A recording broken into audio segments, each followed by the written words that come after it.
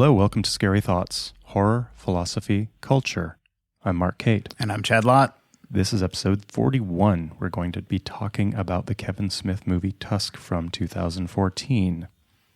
Our next episode, to get you ready for it, we're going to be talking about Murder Party, the 2007 film from Jeremy Saulnier. We covered his movie Green Room some episodes back. Yep. And this is his debut movie. It's like a horror comedy.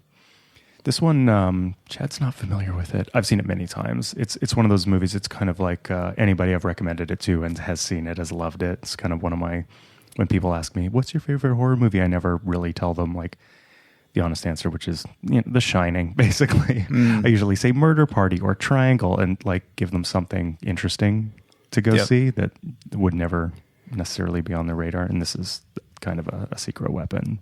Yeah, that's interesting. People now, because of the show, people will often ask like, what's a good horror movie for me? Yeah. And it's almost like asking like, what's a band that I will like that is a hard rock band? Yeah. You're like, I don't know anything about your tastes, Yeah. but the answer is probably Texas Chainsaw Massacre. Right.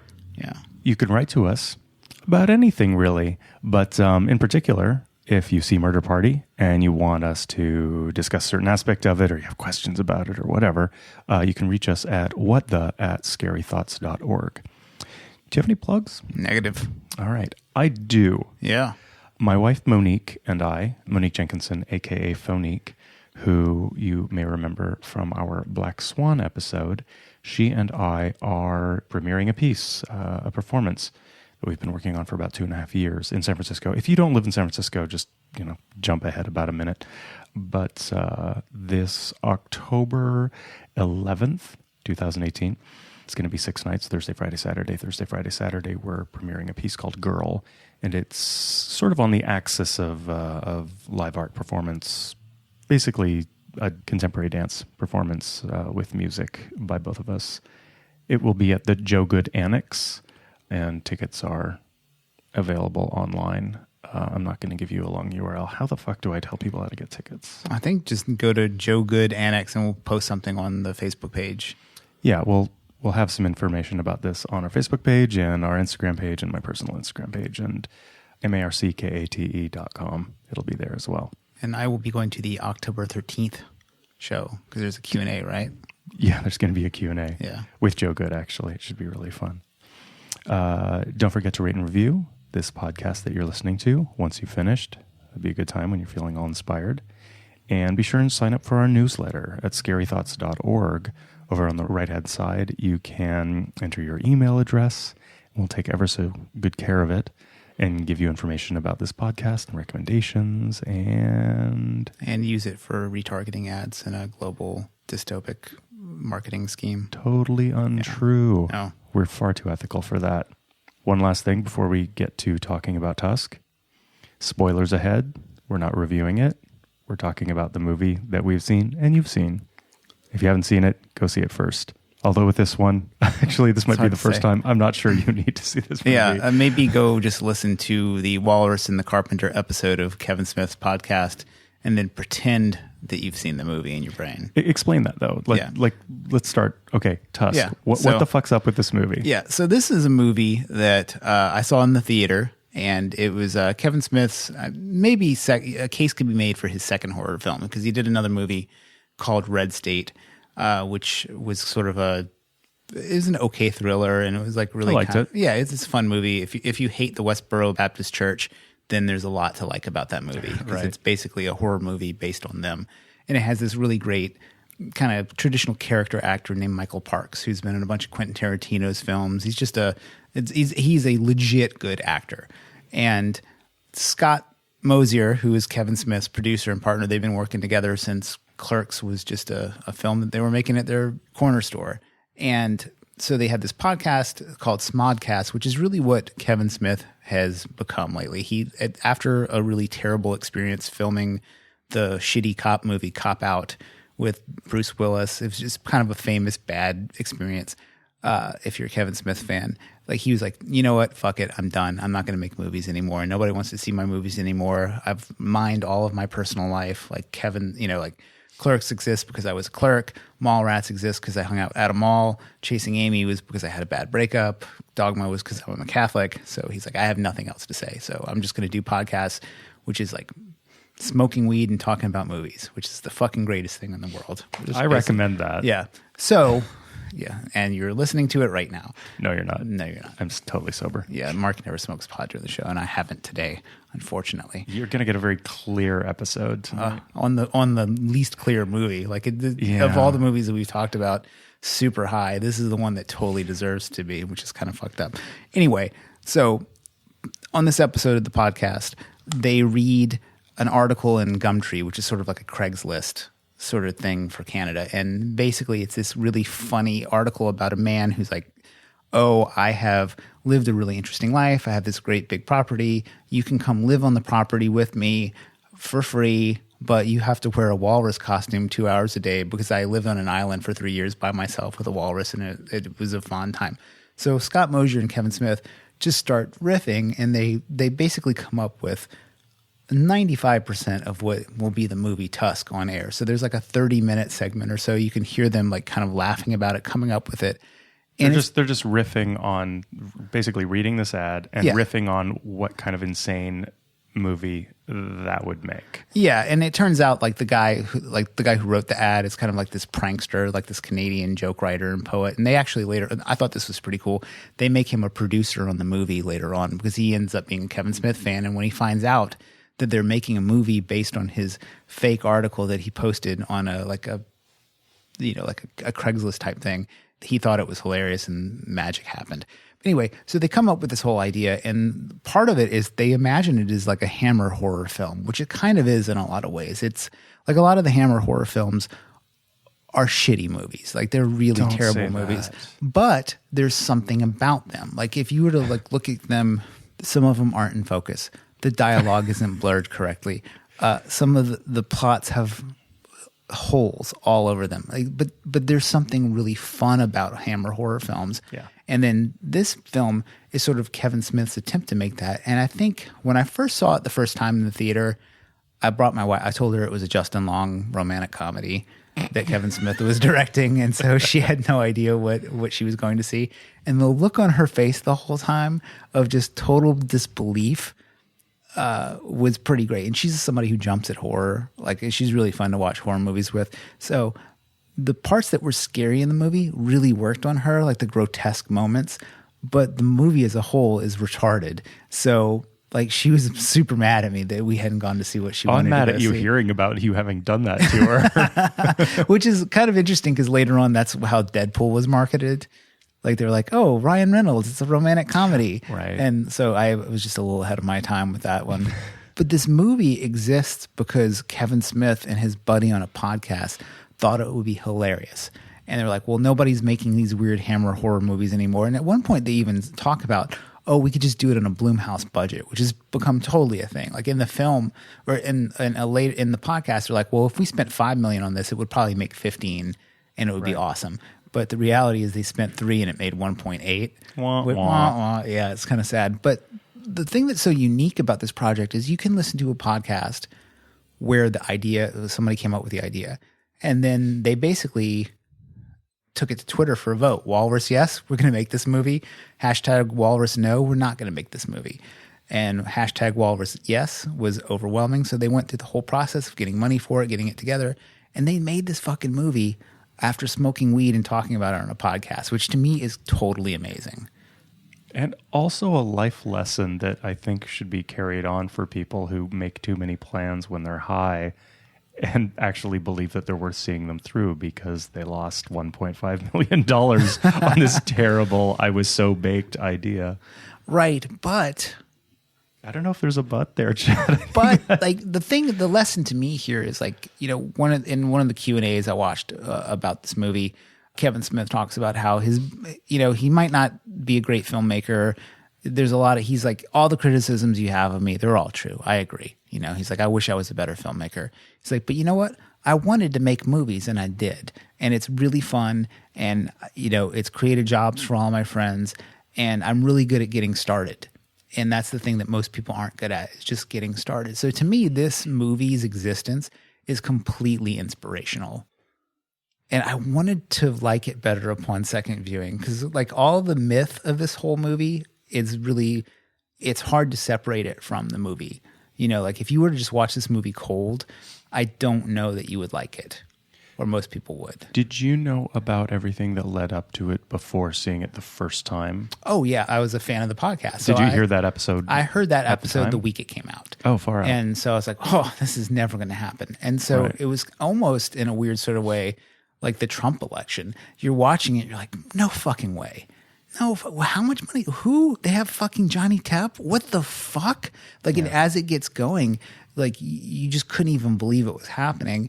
And, you know, I think the other lesson, like, more to your cynical point is, like, even if you love it and believe in it, it still doesn't end up being great all the time. And that way, it's sort of like almost like Silver Linings Playbook. Did you see that movie? Yeah, but I don't remember it. So there's a dance scene that is sort of the penultimate, like, their dancing is fucking terrible. Or like Little Miss Sunshine, like her routine at the end. In the end, regardless of all the heartfelt, you know, things that go on before that, like the performance is bad, but it doesn't matter because he did it. Right. And like it's so rare in film. Like film is so fucking hard to make movies. Like I would love to make movies, but I don't even know where to get started.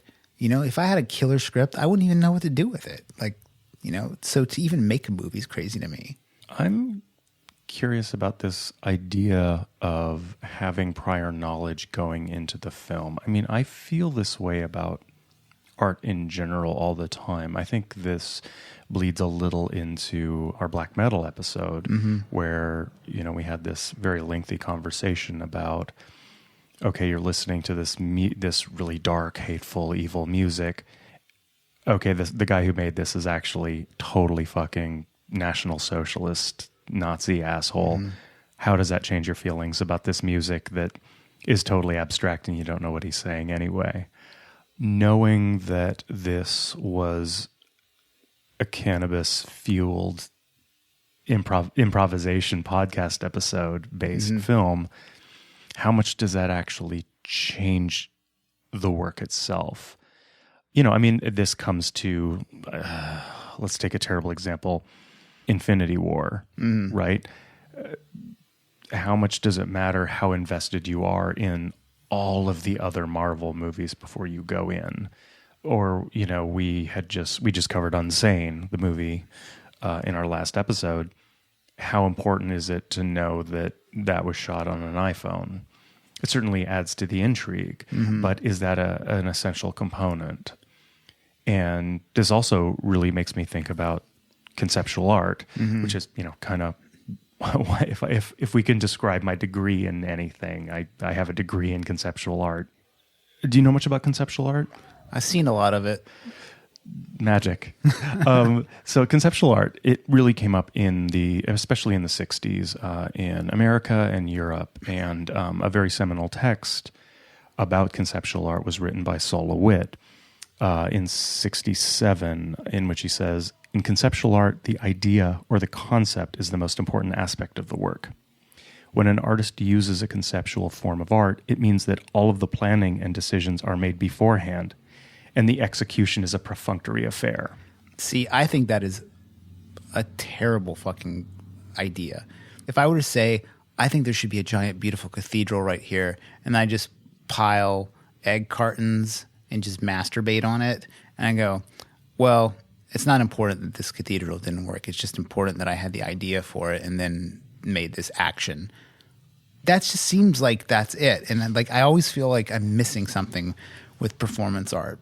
Like to me, like performance art has always almost felt like waiting for the emperor has no clothes moment, because like I just have so much trouble with it, because I like the idea of things being crazy and you don't have to have rules and who cares. But you know, like any performance art thing versus any like legit thing that is pretty great, it just doesn't stand up. You know what I mean? There isn't like a walk away performance art piece that I think stands up to like a really great, universally loved conventional piece of art. I think you're wrong. I think you don't know enough about performance art and conceptual example? art. An example of what? I mean, what's like, the Led Zeppelin 4 of performance art. You know what I mean? Oh, I don't know. I mean, I think that one difficult part about discussing conceptual art is that because it's so reliant on the concept, that oftentimes you can just describe it. Like Chris Burden had himself shot in the arm with a rifle, and there's a 10-second video of it, and that's the piece. And that was an incredibly radical thing to do at the time. And it's fucking brutal.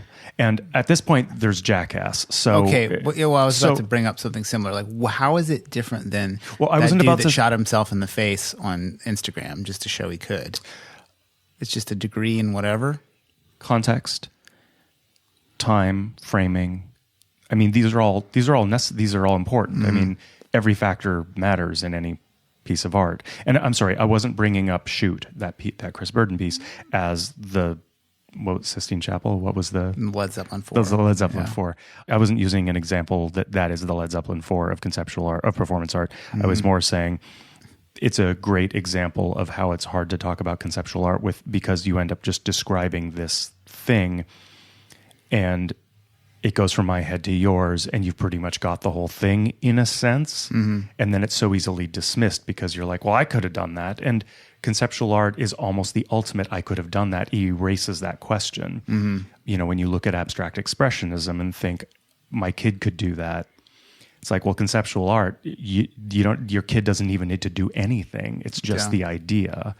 And I think that there's this beautiful tension between conceptual art in its ideation and its execution, because there's even within conceptual art, there's always this tension, right? Because execution often is everything and context always is everything. You know, Yoko Ono or Lawrence Weiner or some of the most prominent, Joseph Kosuth, they did things and their things got documented. So it's not as if they exist in this total ephemera, but there's exponents of that in performance art even today. Performances that are just like wholly undocumented, just experienced by people in the moment and have no sort of no documentation. Yeah. I mean, and definitely I don't want people to get the wrong idea about what I'm not like one of these people who's like, oh, it's terrible. Yoko Ono fucking sucks. Like I believe that, but not for like the reasons why you might think. Like I'm not dismissive of the idea of performance art because it's weird or because I don't understand it. Like I often look for things that I don't understand because that's what I like, is to be exposed to something I haven't seen before. But over and over again, whenever I'm exposed to something or I hear about it or go see it, and like I've seen quite a bit, like I never walk away from it being wowed. I've never been wowed by it. The closest I get is somebody does something pretty extreme to their body, like, because that always seems like pretty nuts.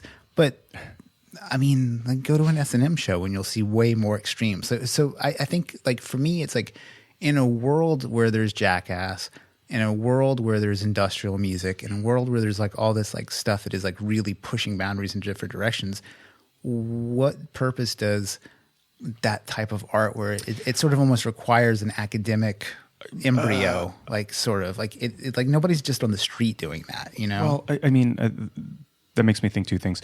I think the academic thing is, there's so much to unpack with that. Maybe I should just let that one slide because I'm just maybe going to not let it slide, but because it's okay. Like, you don't see it outside of college.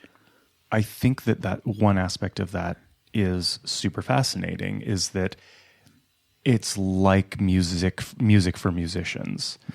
It's not literally, music for musicians isn't necessarily literally music for musicians. Is it, though? Do we invalidate music that, if take a music like incredibly academic, computer-based music that came out of a few universities across the globe in the mid-'60s to mid-'80s, let's say. Almost nobody listens to this shit who isn't already a musician or a critic and have a degree. Does that invalidate it? Or is that a context that is just as valid as Gilman Street Project for a bunch of punk kids to go see? Like, there are no rules. There's no hierarchy here. It's just art and people who do or don't like it, right? Yeah. And so conceptual art, it not appealing to you and it not happening on the street, is that even relevant? You know, like if you and I shot a film tonight and had 50 of our friends come and watch it, and they were all like, I had a good time watching your film, and we'd be like, thanks. But who cares? Like there's no, well, if only 50 of your friends liked it, it's not a real movie because it didn't play on screens across the country. That's irrelevant. Yeah, and definitely I don't think that like size of audience is necessarily like the important like metric for deciding if this is a good piece of art. Like another way of thinking of it is there aren't folk performance artists. You know what I mean? It doesn't seem to come up in... I don't know, man. Like it always has a purpose. Think of pole sitting. Like there's just always But those are like... I mean, those are more... And also, does it matter? Does it matter if there's folk versions of something? I guess it doesn't... to me, I guess I'm so influenced. I've been reading that Sapiens book all week. So I'm like, why do monkeys do things? Why do human monkeys do things? And I feel so conflicted because one, like I love Tusk because it's a bunch of goofballs made this thing for no fucking reason at all. So clearly I'm not on the whole, like it has to have a purpose. It has to make the world better. If like I could care less, right? But so much of the work that falls under performance art is just parodiable or laughable, or if it's just not that good. And how do you even evaluate what is a good Yoko Ono screaming in a bag performance versus a bad Yoko Ono screaming into a bag performance? I think that two things. One is that so much conceptual art questions that very question. If the execution is secondary, as Solowit frames it, then your question is meaningless, right? And you don't have to like that fact, but it sort of renders it moot. And I think that because it questions the very foundation of execution of art, you have to be kind of on board for that gesture or not. Yeah, well, okay, so that's thoroughly postmodern, right? Well, yeah. Right, but here's the thing, is like if you're already on board with postmodern, you may as well just skip performance art. Because like, okay, if there is no meaning generally, then why even give a fuck about people screaming at their underwear proving that there's no meaning? Like it sort of doesn't matter at that point. But it's not that there's no meaning.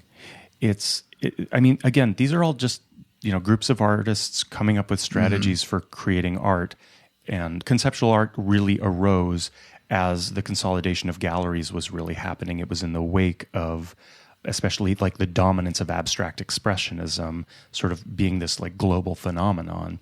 And a group of artists were like, no, fuck it. There is no object. You can't buy me. You can't buy us. We're creating art.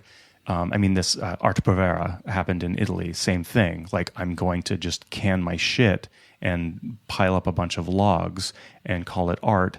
And because we are going to dematerialize, and this is incredibly anti-capitalist at the time. But you sort of have to like be privileged enough to be the kind of artist that was being paid and co-opted to even make this move. Not true.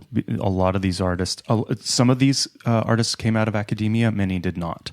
Many, it wasn't. Well, I'm like not even that. talking about academia. I'm just saying like there's a difference between I make all this money painting and I'm so fucking revered, so now I'm going to make cans of shit. But these people weren't that. They didn't. These were not artists who had a bunch of money. These were artists who were like kids down the street struggling to find a place to show their art. So they weren't rejecting a system that they were profiteering from. They weren't so rich that they were like, I'm out of here. I'm going indie. They were indie from the beginning. And I mean, I think another thing you said, speaking of abstract expressionism, that I think is interesting is this question of, okay, going from, say, performance artists in the late 60s and early 70s, and now there's Jackass and things like that. Well, yeah, that's the conundrum, right? But we're talking about something that had its heyday and had genuine meaning quite a long time ago. Jackass is now. I think it's a similar question to saying Yves Klein and Jackson Pollock, abstract expressionism. Yeah, but now we have screensavers. Like, yeah, exactly. The times are completely different. The meaning of a Rothko, the year it was painted then, and a Rothko now, when if I ignore this computer for long enough, it's probably going to do some sort of Rothko-esque shit to sort of just save the screen, right? So what about Rothko? Well, yeah, you have to be invested in its historical moment. Did you say historical? Oh, I wish I did. I think you did. I didn't. That's awesome. I didn't. I think you did. Really? Yeah. I don't know. Sweet. Well, listeners will have to say it. Blessed be. That's so awesome. Well, okay. So do you think that okay, so this is a question. Yeah. Do you think a performance art hardliner would accept Jackass? If I said, well, Jackass is performance art. I don't know. People are people. Probably. There's I mean, let's say I went to school and never, my degree, if I just became fully doing body art, never went and ended up doing music, I would probably be like, Jesus Christ, I have to fucking compete with this. Wait, what's body art? Is that like performance art. Oh, just using your body as a tool. Oh, okay, it's not like airbrushing Rebel Can on some girl's titties. Because that's what I think of when I think of body art. Could be that. No, I think it would just be like, yeah, you got to compete with Jackass. It's fucking hard. In the same way that I make somewhat ambient music and I got to compete with fucking soundtracks. Yeah. I guess it's a tough business. I've just always like really struggled with the performance art thing because I like very strange radical novels and weird movies that like are like I like Alejandro Jodorowsky's movies, and I like live performance of music. So to me, like I always wanted to like performance art stuff more because like, oh, here's an attempt at doing something weird and transgressive for no reason at all live. It seems like it would be right up my alley, but yet I always have this resistance to it, and I think about, there's that famous Chuck Berry, John Lennon performance. It's on some TV show. Bill Burr, the comedian, talks about this a lot, where it's like John Lennon's playing with Chuck Berry. It's his childhood hero. They're playing together, playing like Johnny Be Good or something like that. And then Yoko Ono is like beating a bongo. And all of a sudden, right in the middle of these two great all-time musicians getting down, she just starts going, like making dolphin noises. And like Chuck Berry's look at her and his look at John Lennon just says, why are you not like slapping her right now? Like that's like the look on his face. And I feel like that is the tension that is going on in my brain, where it's like you have a real deal artist like Chuck Berry, like, and I'll say real deal like in an unfair way, and then Yoko Ono, and you have everyone involved is clearly not on Yoko Ono's side. And I think that there's something about that. This is really funny. It just makes me think of to get 10 more stages away from discussing the Kevin Smith movie. Yeah. Are you familiar with Julian Cope? Nope. He was a musician, whatever. He wrote a book called Krautrock Sampler. He was the first person to really sort of write a history in English about the history of krautrock. And that's a lot of crazy, in the beginning, crazy hippie music from Germany that were sort of making their version of psychedelic rock. But it ended up being bands like Kraftwerk or Can or Neu or Popol Vuh, who did, a lot of Werner Herzog's movies, soundtracks. But in his book about Krautrock Sampler, he said that what was interesting about the Yoko-John connection is that these German musicians didn't give a shit about the Beatles until Yoko Ono validated them as actually being art. Like she was the legitimizing factor because she was the real artist. And they didn't give a shit about the Beatles, but she made the Beatles cool. Well, thank God she was there to make the Beatles cool to a rare sect of Germans.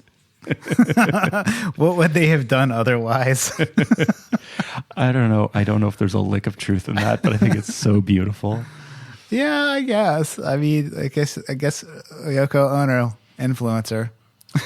I fucking love Yoko Ono. She's the best. I just don't get it, man. I'm obviously like kind of a redneck, so she doesn't it's not mind. for me. Yeah, she doesn't give a shit. She's doing just fine. I like her kids' music.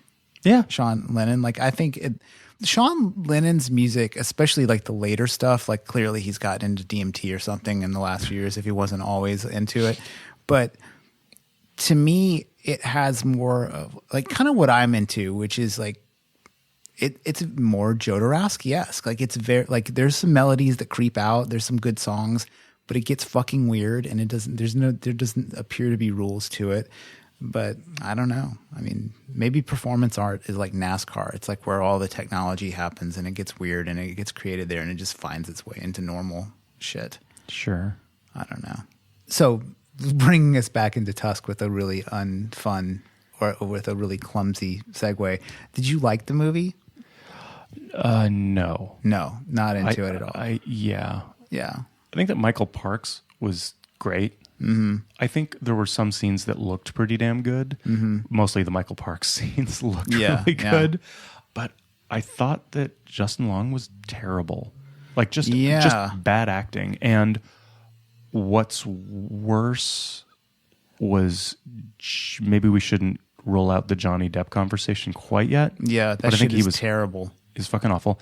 And then also, I kind of appreciated how bad the walrus costume was. Like, I kind of loved that, there's one part where he turns his head up and the whole thing just like buckles because it's clearly just cheap rubber. Which could have been true to the film. Like it could have just been that shitty. Like, I love the costume. Like, I think the costume is great. It's so absurd. That first time you see it and it like pulls away and it's just this weird symmetrical forward shot and the camera zooms out.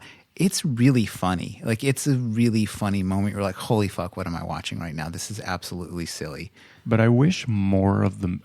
I think it was an issue of tone for me. Mm-hmm. There was an inconsistent tone in the movie. Yes. That the nonsense of Johnny Depp, the nonsense of the setup of Justin Long's character and his buddy also didn't match with the two girls in the convenience store, the two clerks, which I kind of loved that. I don't know if you know this, but those two girls are actually Johnny Depp's and Kevin Smith's daughters. Yeah, and their playing clerks. Yeah, their first film performance ever. Yeah, they were pretty damn good, actually. And they're friends, which is why Johnny Depp is in this movie, which makes this like a whole PTA sort of film project. Yeah, but those scenes and then the walrus costume and then the Michael Parks scenes were all just too much in different movies, but it wasn't excessively clunky where it kind of works because it was too disjointed.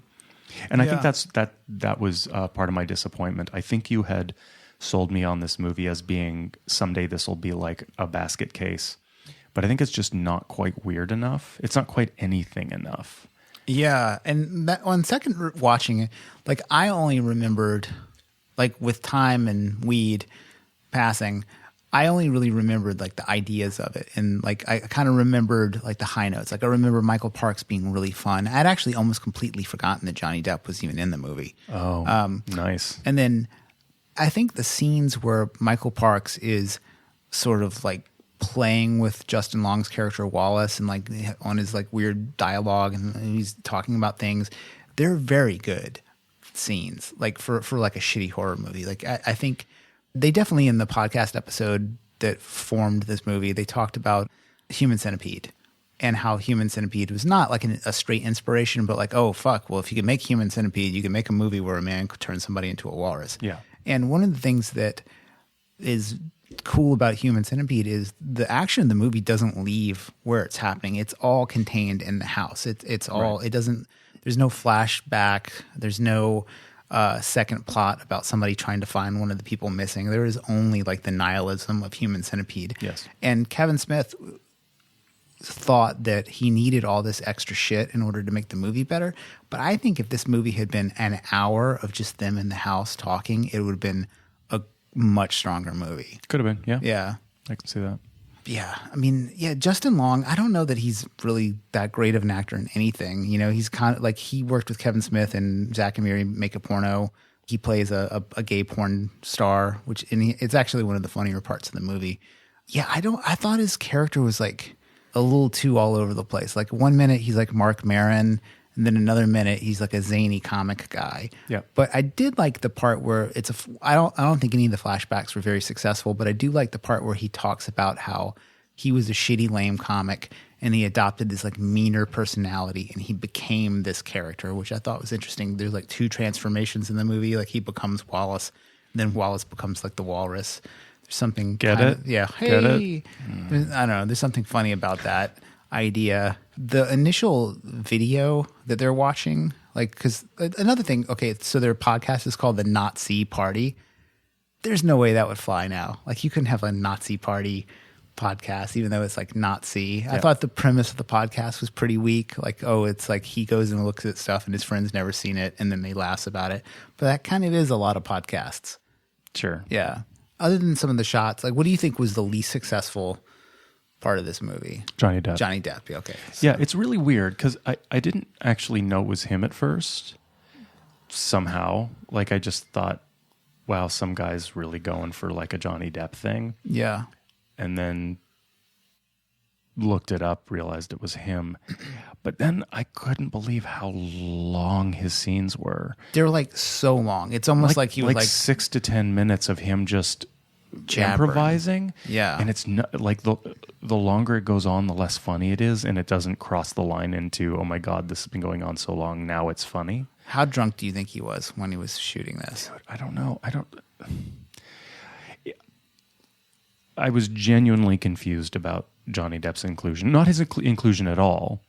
And, I mean, I can see it. Let's have it be a French-Canadian parody like Inspector Clouseau, but Quebecois. And let's get Johnny Depp. It'll be amazing. I can totally understand that. But it was almost as if, I don't want to make too many assumptions, but it was almost as if Johnny Depp would not fucking stop his scene. And Kevin Smith felt obliged to include every frame. Yeah, I mean, honestly, when you have like a major star like that and you don't have anything else in your movie, I mean, you would think that like just the inclusion of Johnny Depp could have made this movie $10 million. You would think. But he's not, I don't believe he's in the credits. I think he's not. Yeah, he's not credited. It definitely wasn't promoted with him. He didn't go on late night talking about being in Tusk. The role originates, Guy Lapointe is like a skit from another podcast episode. So pretty much the entire movie is just full of podcast Easter eggs.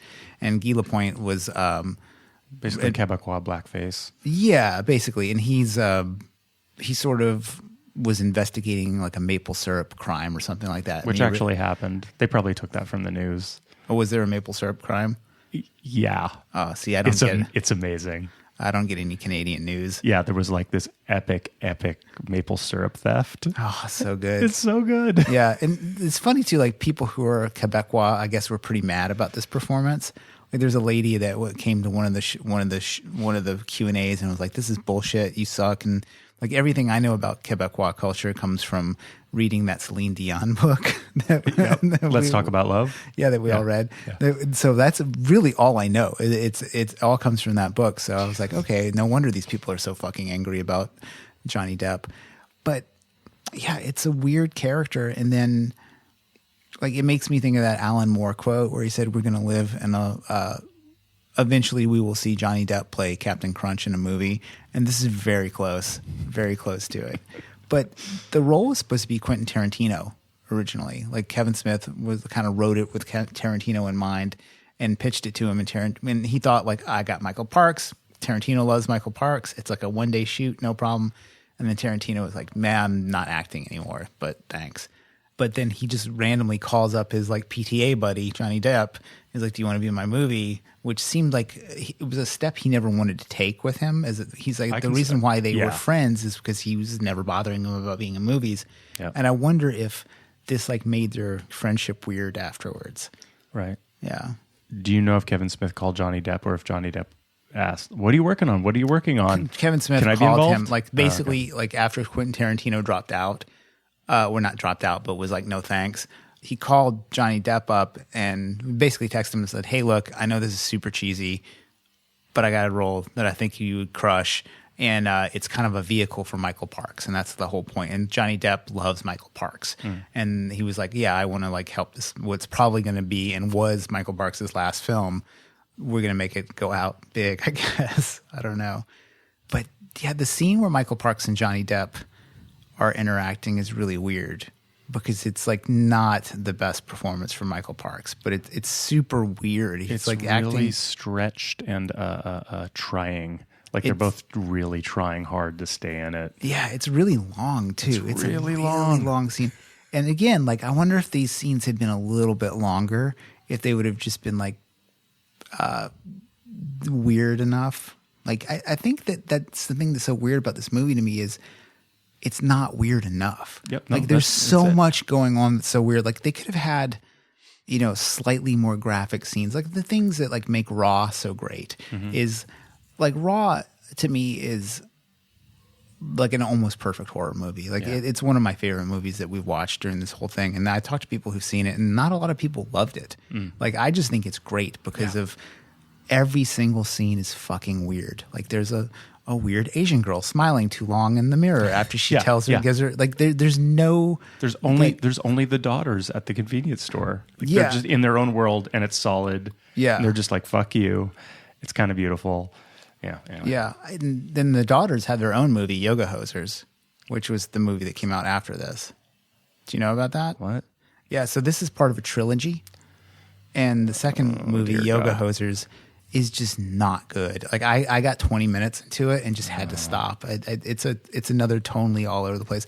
And I am a diehard Kevin Smith fan. Like I don't want to say he can do no wrong because Yoga Hosers is terrible and Tusk isn't as good as I remembered, but I loved Clerks. Like when that movie came out, I mean, would you have any experience with Clerks? Like when you saw it? Yeah, I mean, I saw it and I liked it well enough, but it didn't have an impact on me by any means. Yeah, I feel like it like was like a creative. It was like somebody saying, "Oh yeah, you can go be creative." Like, well, look what this fat dude did. Like this guy and his friends, they are not built to be movie stars. Nobody involved in Clerks should have made it, but yet here we are, over 20 years later, talking about a horror movie that he directed. Right. But this does all reinforce. It seems to me that Kevin Smith. I mean, is he still doing the Smodcast? Yeah, he's got like 3 or 4 podcasts going. One of them is Jay and Silent Bob Get Old, which is about him and the guy that plays Jay, who's a heroin and in recovery for heroin. Oh fuck! But their stories are hilarious. Like it's just like it's almost like if you were trying to get me sober and once a week we met up to have a podcast, and that was kind of part of it. God.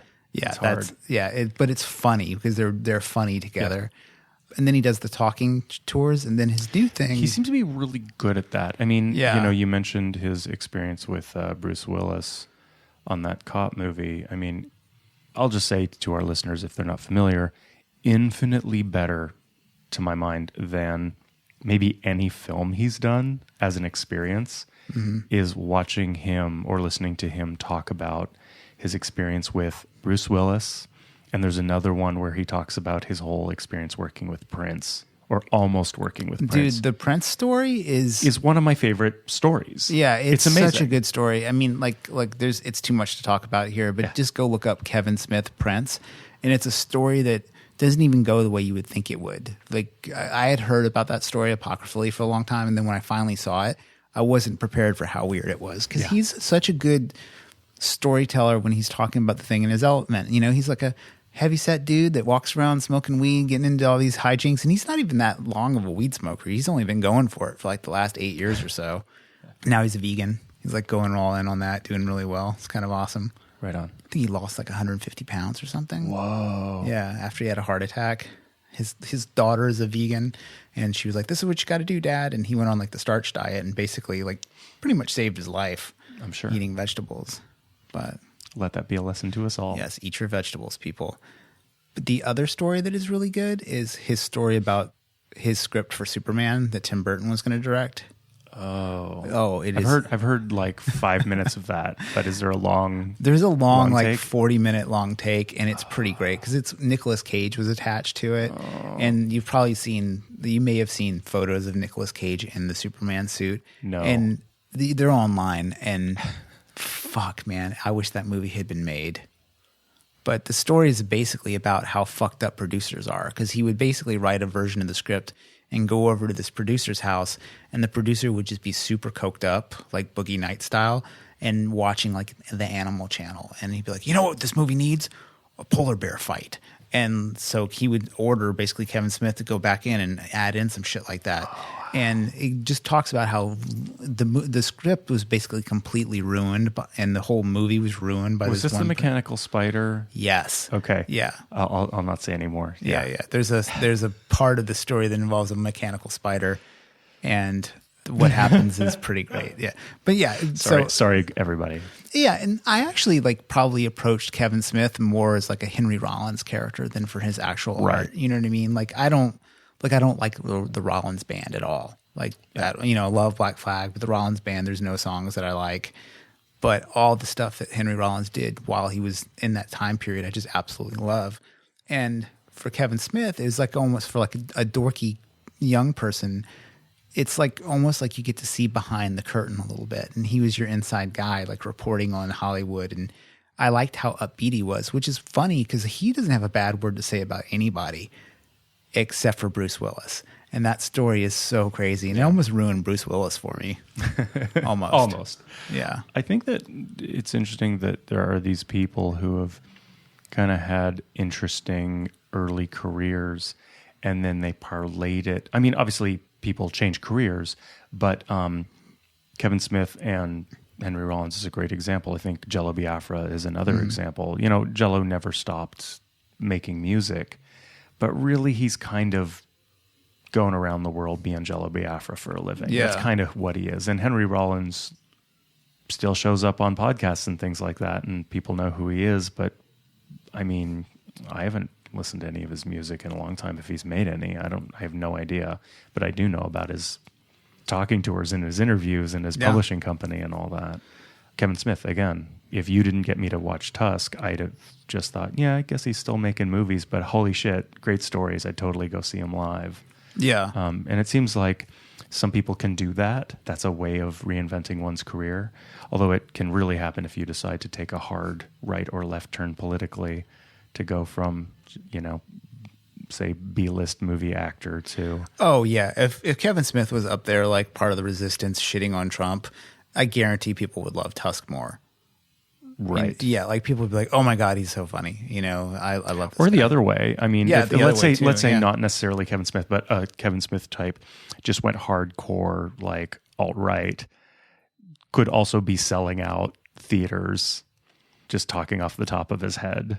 You know what I mean? I mean, there's definitely figures like that. Like, what's his name? There's a bunch of people who were basically shitty comedians, and they went kind of alt-right, and they like Steven Crowder. That's the guy's name. Like he's. You know, Dennis Miller, although he does basically the same act with like a slightly different target, I think. But I haven't seen Dennis Miller even have an act in a long, like, does he do anything? I guess not. Yeah. There's another guy, Owen something or other. I can't remember his name, but he's like a mid-level piano comic that kind of was like a pro-Trump guy, and people basically blacklisted him from working anywhere. And that's now part of his story, is that he was like blacklisted for his political beliefs or whatever. And now he has like a little bit of like a niche audience. But I mean, niche audience is even hard to get, man. Look at our show. Like, it's not like we're supporting ourselves off of scary thoughts, you know?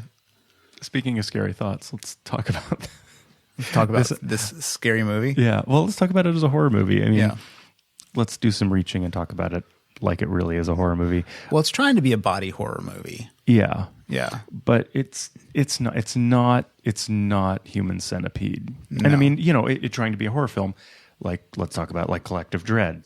It is playing at, and what it actually is. Does it tap into any sort of phobias or anxieties in the moment? I mean, I can see the body horror angle, but I don't even know if Human Centipede actually plays upon any genuinely held fears about the world now. Well, the situation in Human Centipede is just so fucking horrific, and the characters are so generic that it sort of allows you to put yourself in the position of like, holy fuck, how would I even deal with being in that situation? And it's like, I think it's so over the top, and the main actor, the doctor, is so crazy, and it's done very well, where there's nothing, you don't really see anything that graphic in Human Centipede. It's not a very graphic movie, but the idea of it is just so over the top disturbing. And then the only way they could improve on it is Human Centipede 2. There's like 50 people in the train of centipedes. But Tusk doesn't have that, because it's like, I mean, getting turned into a walrus. First of all, a walrus is absurd. Yeah. You know what I mean? It could have been almost any other animal. Yeah. Like The Fly, for example. You know, that's a body horror movie where one guy turns into something else. Yeah. But a walrus is so fucking absurd.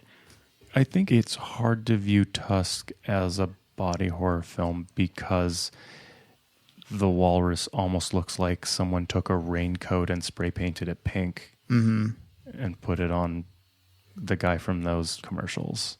Yeah. But there are, like, before the full reveal of the costume happens, and you're like, okay, this is just the costume that appears to be made out of the other people too. You know, like the scenes where he's like polishing his femur bone in front of him, that's pretty effective horror. You know, like that kind of stuff is kind of weird. We looks down his leg the first time, the whole thing about it being a spider bite.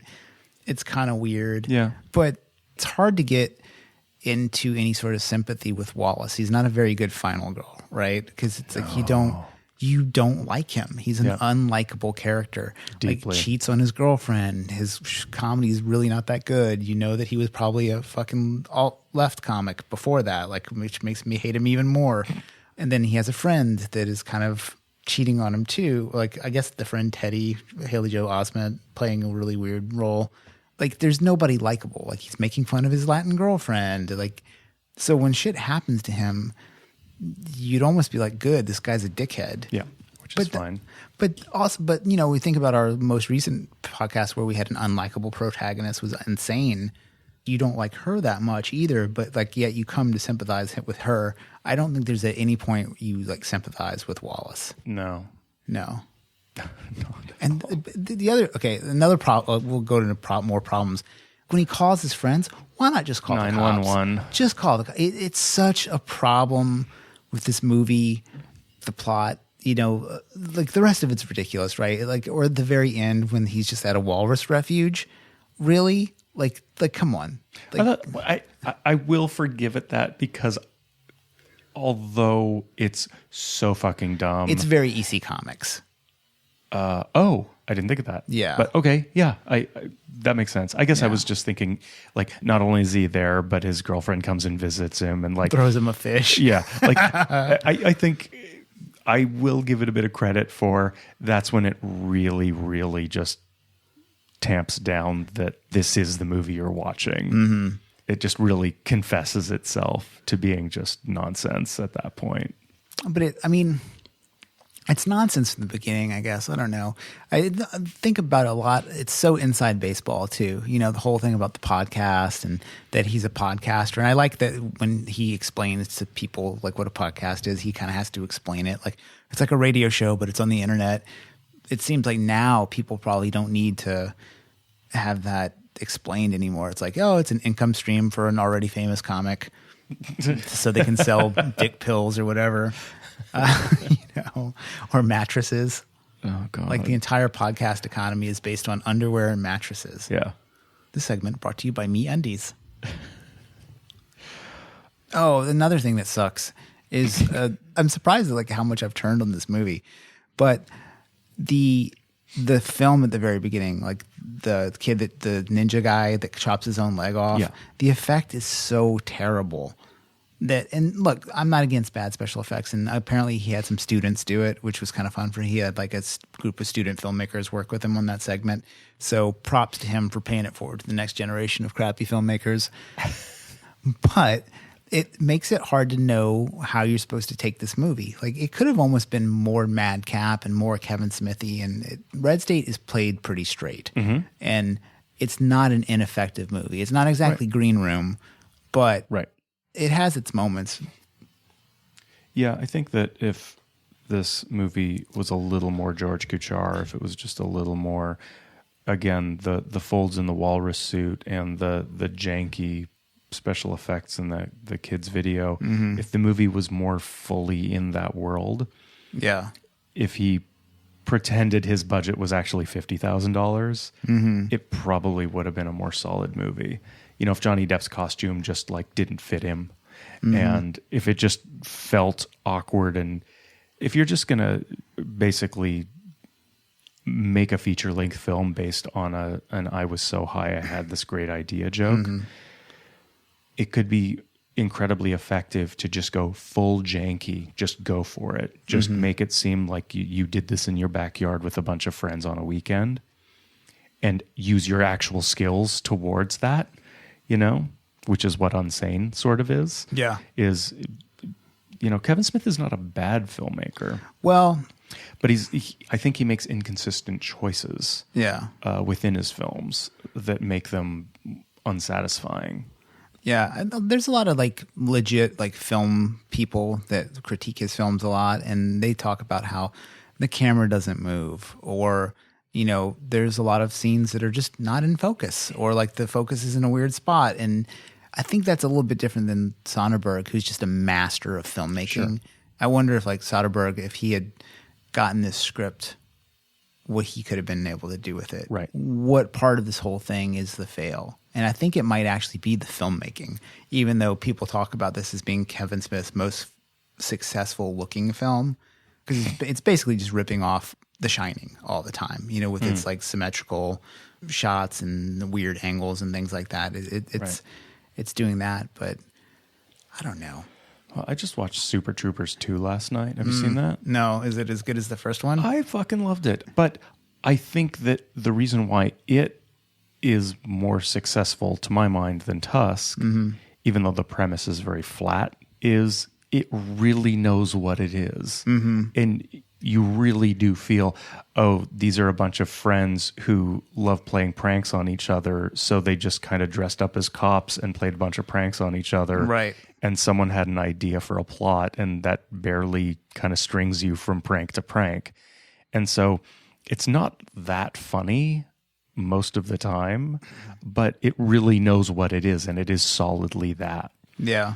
Whereas I think that Tusk didn't quite know what it was. And that's a weird thing about Kevin Smith is, and this is maybe an unfair criticism, but his whole like, oh, I'm not a very good filmmaker.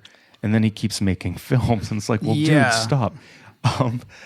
I would never say that to somebody, but he could be a better filmmaker, or he could, if he knows who and what he is so well, play by the rules at the level at which he is operating and genuinely embrace them, not by just, oh, I have a really stupid idea for a movie. I'm going to actually totally do that stupid idea, but to play within the means of the quality of filmmaking he's capable of. Yeah.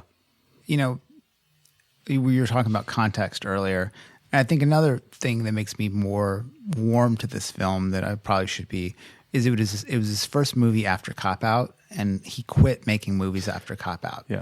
And Cop Out was it wasn't his script. He got hired to do it. It was his biggest budget and his worst flop. It basically burned every bridge in town for him. Like, he was out as a filmmaker. Yeah. And now he's kind of back a little bit, and he's doing that TV show that they're trying to get off the ground, Hollyweed, which is about it's going to be a show on some weird like Netflix style network that is about a dispensary.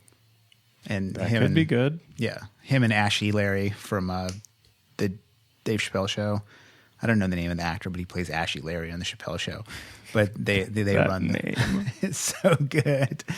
But it's a pretty funny show. And if you're in the weed business at all in any capacity, I think it's a pretty fun show. And I think the big thing for me is the opportunity for Kevin Smith to be even bigger than he is there. Comic-Con shit's never been bigger. Weed has never been bigger. He's the only thing really crossing those streams right now. And I feel like there's so many people with those same experiences that like to take edibles and go watch Age of Ultron or whatever. Where is this huge stoner nerd scene that I know is there? There's nobody really making a lot of shit for them. And I feel like it's an entire exploitable demographic for people, just like stoner nerds, but sort of more Kevin Smithish, more comic bookish. Go get it, Kevin. I know. Maybe that should be our next podcast. We should smoke weed and talk about comic books. It's too bad I don't really read them. I will actually, speaking of knowing who you are and all that, this movie as a Hammer horror film is more successful and a better movie, I think, than Sleepy Hollow, which is Tim Burton's attempt at being inspired by Hammer horror and playing within that. Yeah, that field. Tim Burton movies, when they're bad, are really bad. Really disappointing. It's not just bad, it's disappointing. Yeah, because they're so close to something. Yeah, his Planet of the Apes should have been so much better. If he had done Planet of the Apes the way he did Mars Attacks, I think it would have been fucking brilliant. Kind of goofing on it a little bit, using the real shitty monkey costumes instead of this action film he tried to make. Yeah, I always feel let down when Tim Burton doesn't hit because it's like, you know, he can. Like, you're like, this is the dude that made Big Top Pee-wee. You know, he should be able to make something totally absurd and weird. And then one more step on the path of people knowing who they are. I haven't looked at IMDb, but part of me hopes that maybe Johnny Depp being in this movie. My question about Johnny Depp and what he does is, you know, we can think about, De Niro's always playing a De Niro character, and Al Pacino's always playing an Al Pacino character, and these actors who were amazing and they get in this rut where they're always just themselves, even if it's very magnetic or effective, they become a parody of themselves. It's super common for any sort of performative art. But Johnny Depp has taken that to such an extreme. Like, it's completely preposterous how it really is just him being zany with a different hat. Like, it literally, and I kind of couldn't believe, holy shit, is he really doing this again? Like, he's a really borderline improv prop comic. Yes. Yeah. Exactly. But I have a little bit of hope that he took this project on and thought, I'm going to do this one more time. This is my last hurrah. I'm going to fucking totally go for it. I'm going to wear a dumb hat and I'm going to do Quebecois blackface, and I'm just going to improvise for 40 minutes, and I'm going to actually take serious roles after this. I mean, what has he done after that? No, that's what I don't know. This one, like, it's interesting. Like, he used to be a dude who would do like a big movie and then a small movie, a big movie and a small movie. That was kind of like the 90s actor heartthrob way of living, you know, like Crispin Glover is in whatever he's in, and then he makes a movie with Down syndrome kids. You know, like, I want to see the Kevin Smith, Crispin Glover movie. That's what I want to see. Like, they should get together. Maybe. Not going to happen. No, definitely not going to happen. Crispin Glover's way too dark for Kevin Smith. Yeah, Crispin Glover rules. I don't know about that.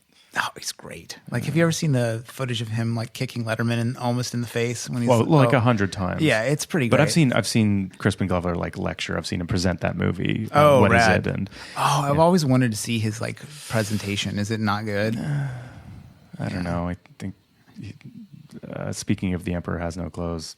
Yeah, I don't know if this is true, but a friend of mine through the Devo fan club, I believe, like they're friends somehow through that. Like they met via the Devo fan club. Yeah. And he's been over to Crispin Glover's house, and apparently one of his walls in his bedroom is just all taxidermied eyes from various animals, like glass eyes, like hundreds of them, like just looking down at the bed. That sounds great. Yeah, it sounds pretty badass. I think. Yeah, I think it'd be cool to see a whole wall full of eyes. But then again, I also kind of liked Tusk, so what do I know? Yeah, there you go. I think as a side note, I think it's interesting. We 2 episodes ago, I posed the question, or was it last episode? I posed the question, hey, how much do you guys like when we just sort of ramble?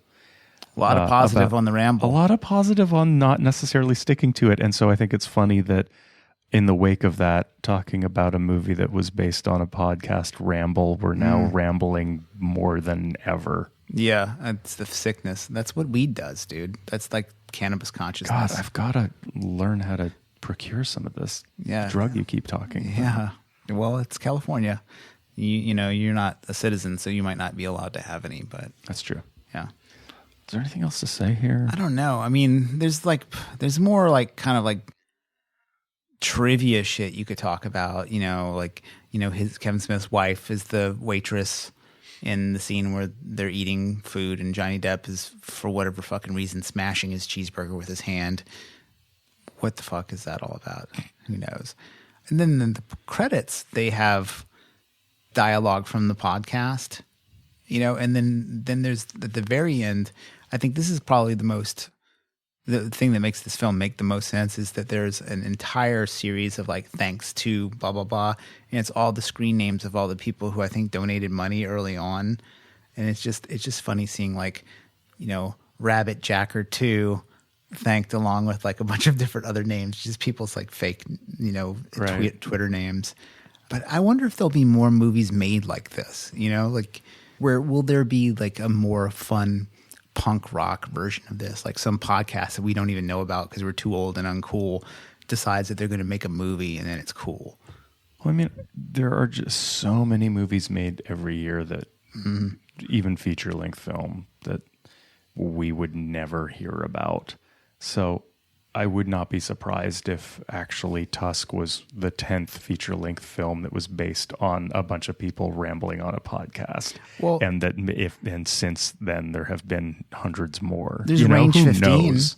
What's that? Range 15 is that zombie movie that's like all the special forces guys did. You told me about that. Yeah, it's like right. Black Rifle Coffee Company. It's like one of these like irreverent veteran companies. And they have a lot of like really funny YouTube videos, and they got together and made a movie. It has a fucking shitload of people in it. It has Brendan Schaub and Brian Callen from Fighter and the Kid. It has Tim Kennedy is in it, the UFC fighter / sniper. Danny Trejo is in it. William Shatner is in it. The dude that plays Rudy, and he's also a Hobbit. I can never remember his name. Right. Yeah, he's in it. There's a ton of – but it was another movie that was – they basically raised money off of their podcast and YouTube channel to get it made. And I think it's better than Tusk. I watched the preview and it looked like if Team America fought zombies, but was with real people. But also wasn't cynical, actually was America fuck yeah. Well, these guys are all America fuck yeah guys. Like that's the whole premise of their podcast or their YouTube channel. And they're all like legit special forces guys or at least veterans. You know, and they have pretty funny stuff. Like there's a girl who pals around with them and she lost her arms and legs. And she's a veteran, but she's fucking hilarious. Like she's just super dirty. Like she could probably be a pretty good comic, but she's in that movie. But maybe I wonder though, like, okay, it's an okay movie that's fun to its base and it's funny, but where is the movie? Like I could imagine maybe Welcome to Night Vale making a movie. You know what I mean? Sure. And their movie would probably be pretty rad if they got the right people attached to it. I would hope. But then again, like, are they aware enough to know that like audio is their thing?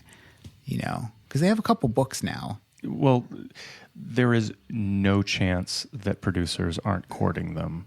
Oh, totally. I was just listening to an interview with, oh my God, I'm forgetting his name, the guy who wrote Arrival, not the short story it was based on, but the actual screenplay. I don't know. And he was able to keep a lot of control over it. But he was just talking about producers and meetings with producers, and you get big executives who play poker face, and then you get producers who come up and like, I'll give you $40 for it. I'll give you 60. I'll give you 80.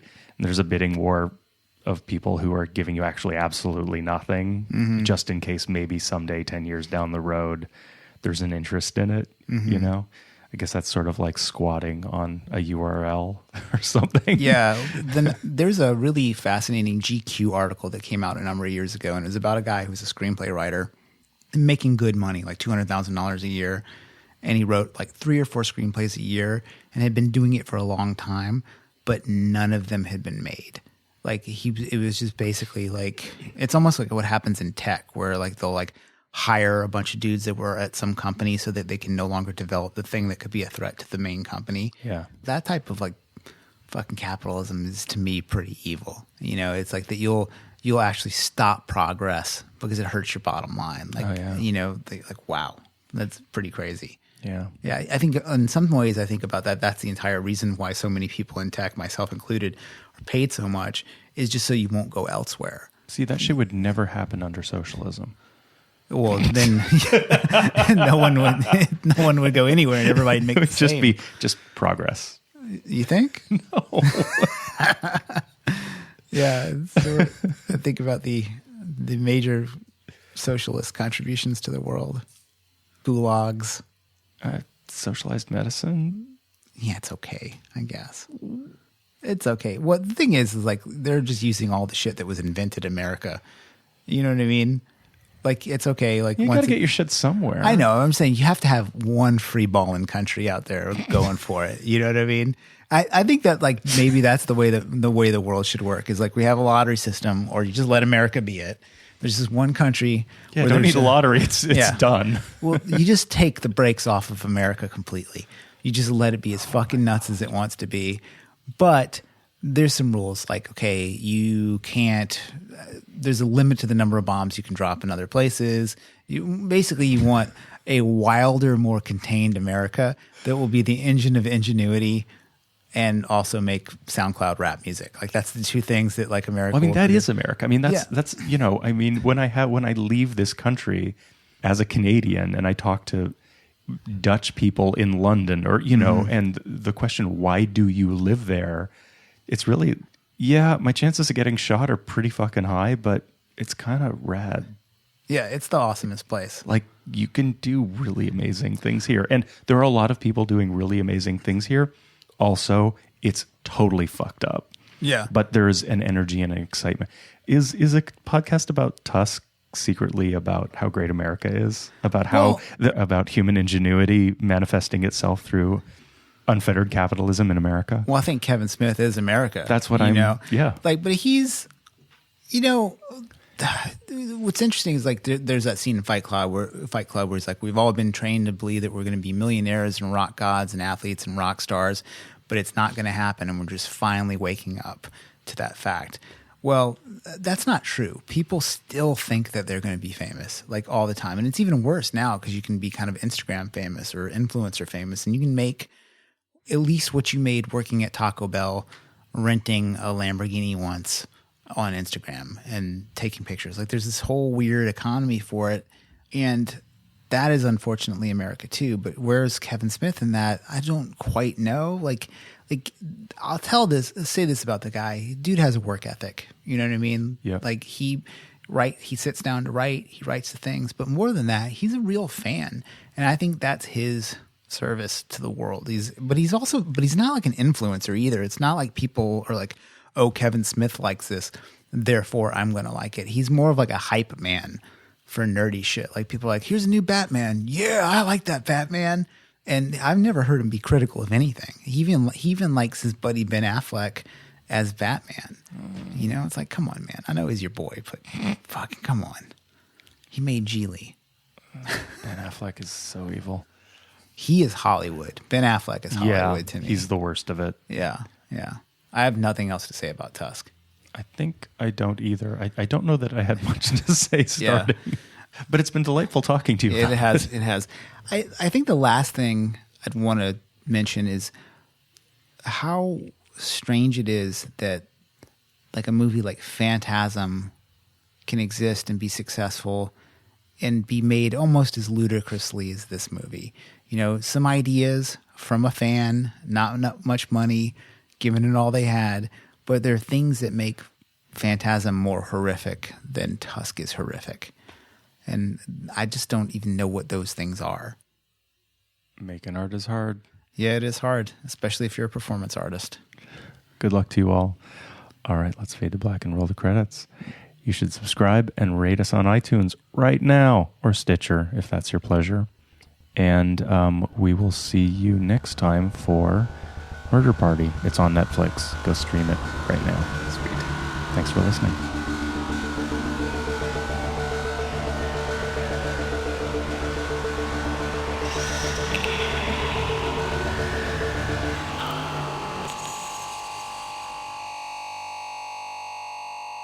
We should definitely cut all of this out. Yeah.